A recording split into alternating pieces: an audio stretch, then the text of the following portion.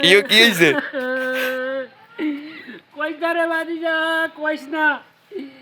এই উন্দুর গায়ে আমার দোকানের চাউল, এদিন দুধের প্যাকেট, পোলাও চালের প্যাকেট, এ ব্যাগগানি খাইছে।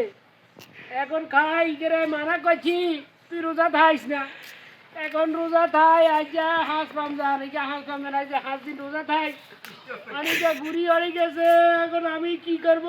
আমার এত দামি দামি জিনিস খাওয়াচ্ছি,